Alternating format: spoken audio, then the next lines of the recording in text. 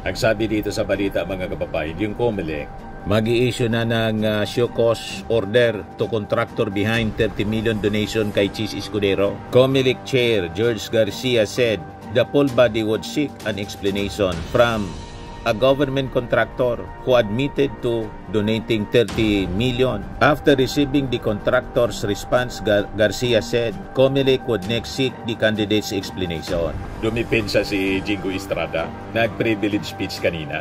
Tapos, nagdebate yung mga senador tungkol doon mga kababayan.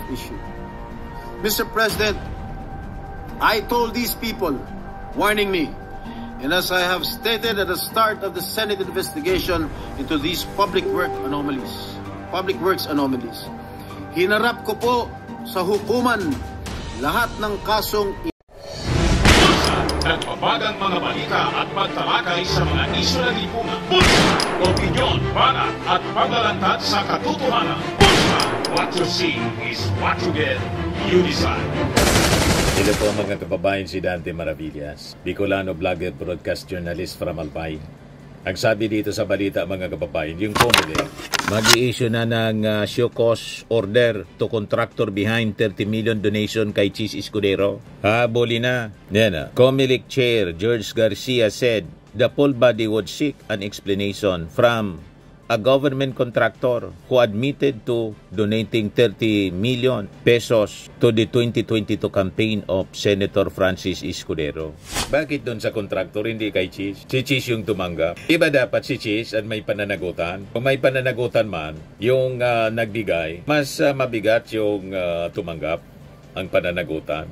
Di ba yun ang sabi po ninyo? Nakakalito itong si COMELEC Chair George Garcia. So, sabi ni Garcia, a show cause order would be sent to Lawrence Lubiano of Centerways Construction to ask him to explain why he should not be charged with an election offense for making a prohibited donation. After receiving the contractor's response, Garcia said COMELEC would next seek the candidate's explanation. Mabuti naman. Akala ko si Lawrence Lubiano lang yung i-issuean ninyo ng show cause order. Pati pala si Chis. Okay. The COMELEC has first to establish that a donation was given and that the donor was a government contractor. Paliwanag po niya. Section 95C ng Omnibus Election Codes kasi prohibits campaign contributions from natural and juridical persons who hold contracts or subcontracts to supply the government of any of its divisions, subdivisions, or instrumentalities with goods or services or to perform construction or other works. At si Chis Escudero pwedeng makulong up to 6 years. And disqualification yata, yun pwedeng maging sentensya niya. Perpetual yata. So, kailangan talaga, mga kababayan, magsimula na tayo na maglinis. Tulad na ginagawa ngayon ng ating Pangulong Bongbong Marcos. Ngayon, sa Senado, dumipensa si Jingo Estrada. Nag-privilege speech kanina.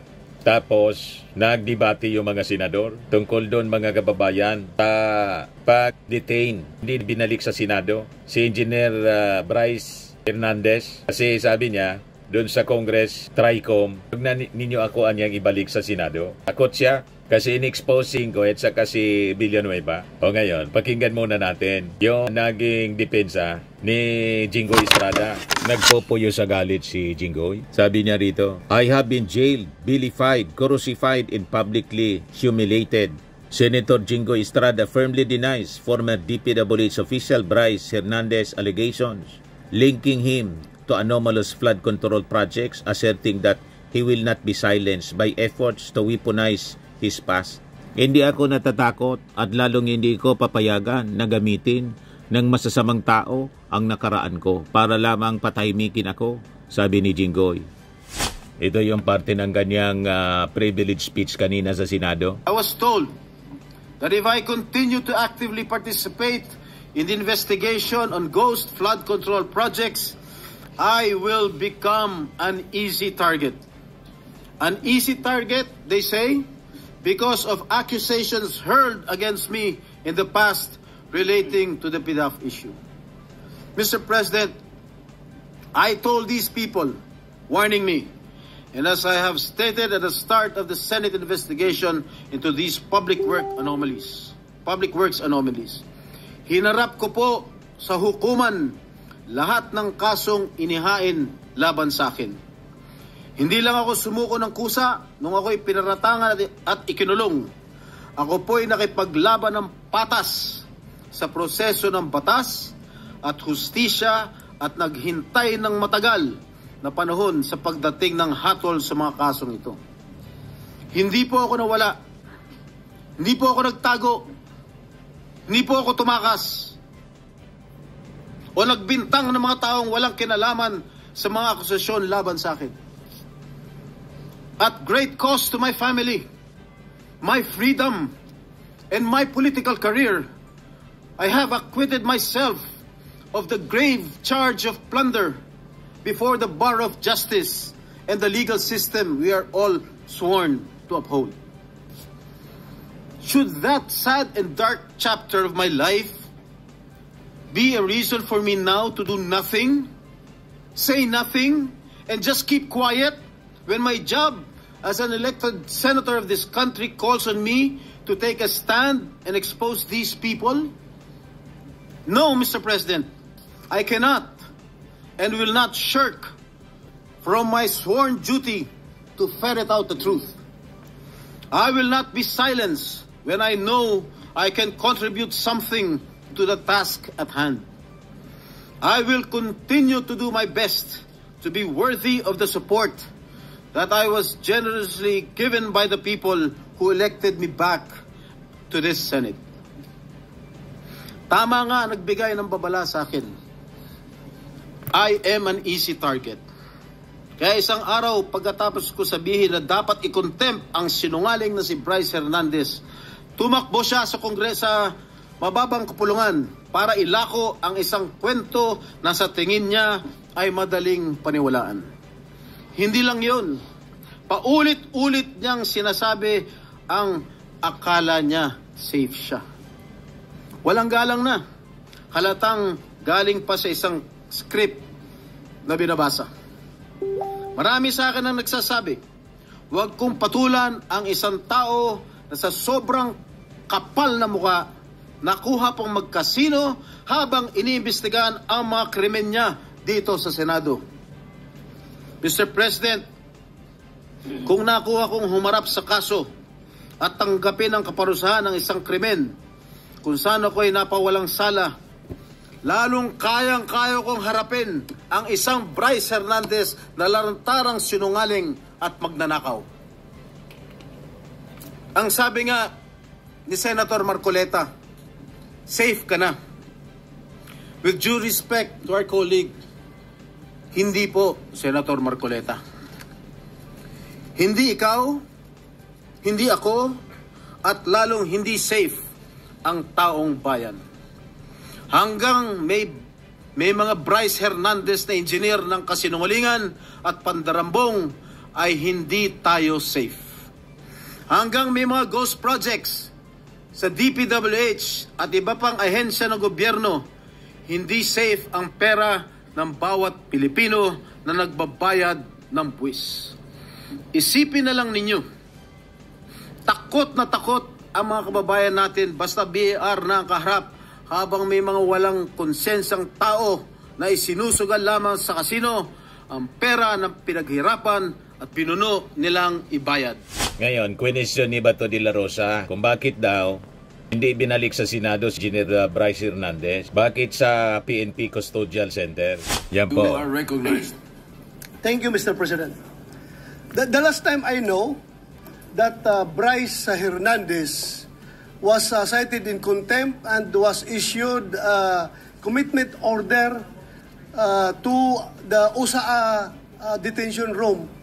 May I know the whereabouts of that Bryce Hernandez right now, Mr. President? Well, according to the newspaper accounts that I've read, I think they had our Senate President and the Speaker of the House had an agreement to commit Bryce Hernandez at the PNP Custodial Center at Camp Crame. May I clarify that quite accurate answer by Senator Estrada for the information of Senator De La Rosa and the public. Yesterday, after the hearing, or during the hearings that they were conducting in the House, Speaker Martin Romualdez called me and said that their committee was allowing Mr. Hernandez to remain in the House and in the House of Representatives, and that he was requesting that he not be returned back to the Senate because of some fear for his life. That is according to him. So what I did was I asked the Speaker what he plans, because we cannot allow that. I said he is under our custody and therefore he is in contempt in the Senate. Pag iniwan namin sa inyo, sabi ko, ibig sabihin niya para namin pinawalan.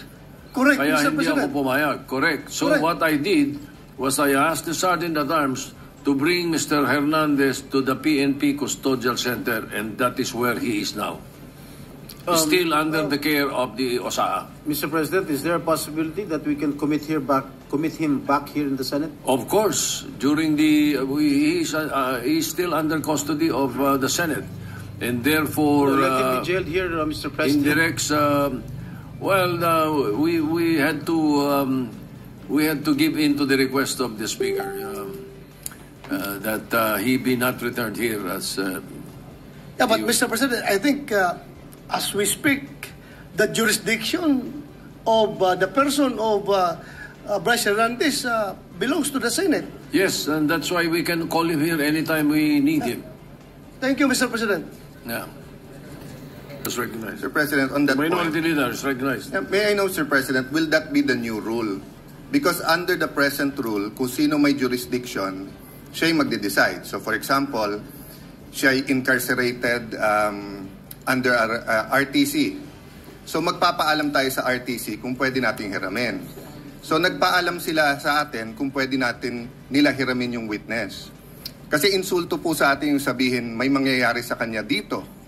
Unang-una po, 24 tayo na lahat independent. Sinabi na rin po ng Senate President na ginagalang natin na independent ang Senate. Never naman po nagkaroon ng problema dito. ZTE, Pangulo pa. I remember dito, munti kaming maghablutan, if Senator Lacson remembers, with former Congressman Andaya, with our other witnesses, with Secretary Neri. Diba, parang may PSG pa atang pumasok, whatever, no? But we were able to handle it well and come to a conclusion. My point, Mr. President, is this. What if the reverse happens now? What if we borrow a witness from the House? Papayag, is that the new rule now?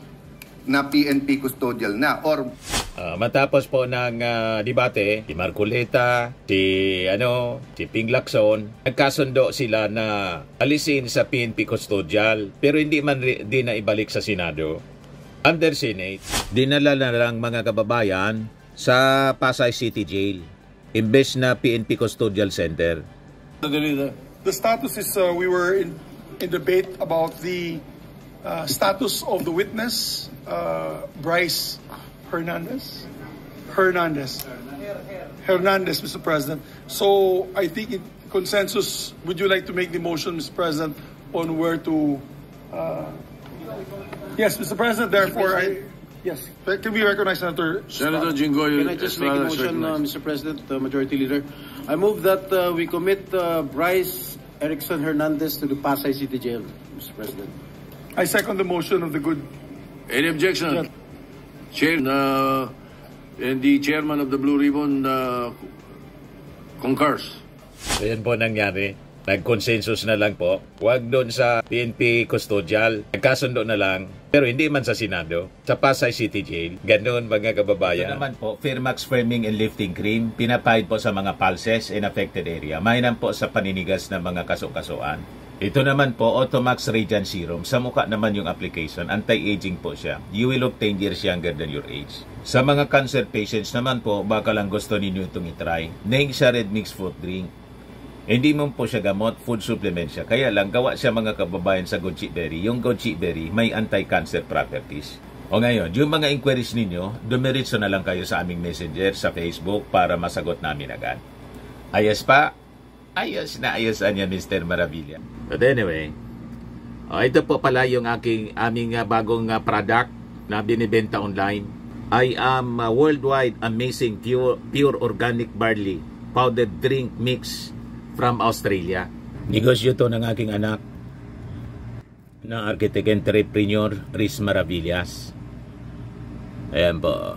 Kontakin na lang po ninyo siya, Riz Maravillas on Facebook. Ang mga health benefits niya: boost immunity, improves digestion, enhance energy levels, packed with antioxidants, prevent cancer. Sa mga nagana po ng malinis and spacious fitness gym, pumunta lang po kayo sa aming Colossal Fitness Gym.